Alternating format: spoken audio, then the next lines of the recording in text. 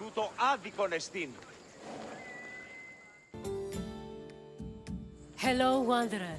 May I introduce you to the Keramikos, the kiln that warms all of Athens' pottery. The art produced here is some of the most beautiful in the Greek world. I envy the potter's skills, though I'm not quite as envious of their clay-stained hands. It's bad for the nails. The Keramikos was a special neighborhood in Athens, where potters created vases and containers that stood all over Greece. This tour will take you through the elaborate process needed to turn something as simple as muddy clay into ornate perfume vases and gilded wine cups. Come find me when you complete your visit, and we can talk more about what you've learned.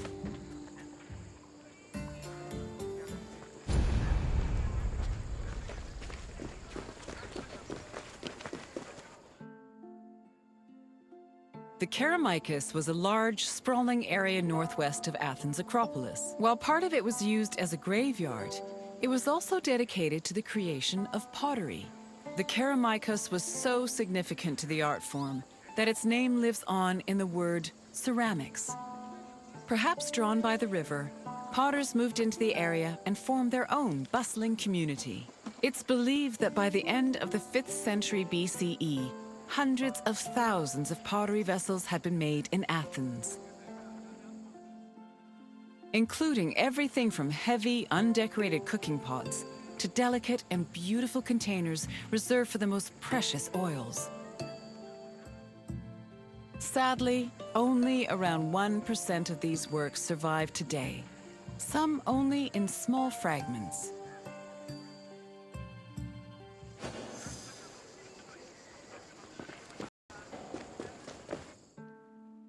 Raw clay from a river was hardly fit for a potter's wheel.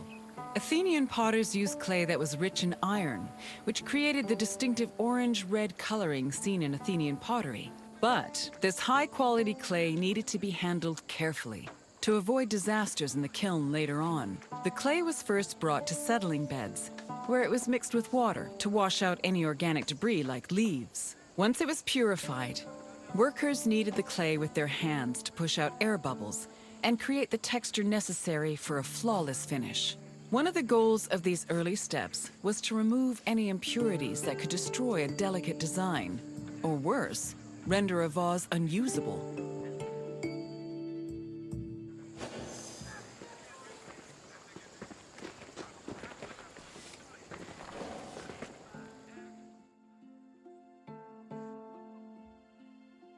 Once the clay was cleaned, it was up to the potter to shape it into a vase by spinning it on a wheel or pressing it into a mold. Their choice depended on what shape they wanted for the vase, but they also considered the possible scope of its decoration. Potters did not work alone.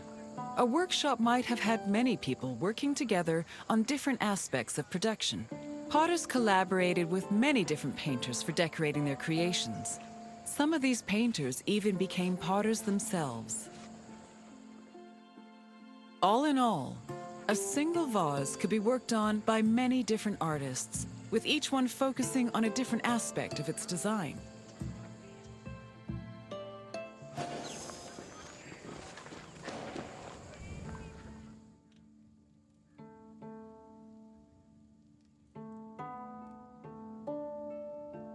After the pots were shaped and decorated, they were packed into kilns for the lengthy and delicate firing process. The process had 3 stages: oxidation, reduction, and reoxidation. The main purpose of the firing process was to carefully manage the clay's exposure to oxygen.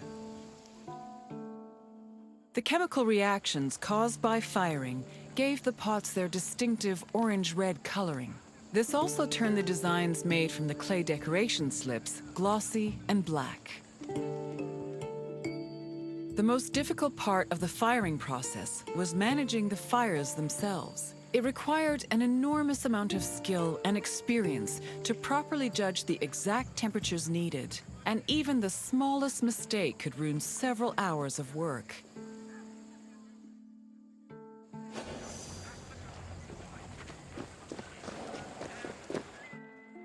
Vases could be decorated in all sorts of ways.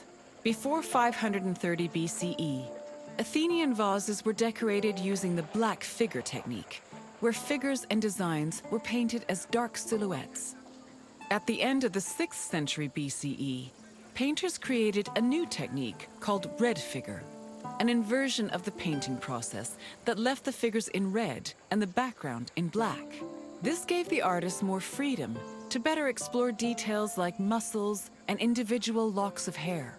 Designs were sketched onto the bare surface of the pot using a thin, sharp tool. Thin relief lines, which helped define subtle elements like facial features, were added using a brush made of a few stiff hairs. More elaborate vases were sometimes gilded, but these decorations were so delicate, they were most likely only added after the firing process.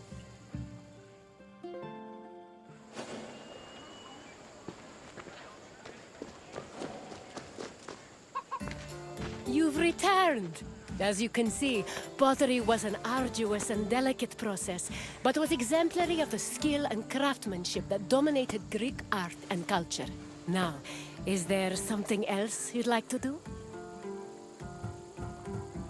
Then we must part ways, at least for now. Farewell, wanderer.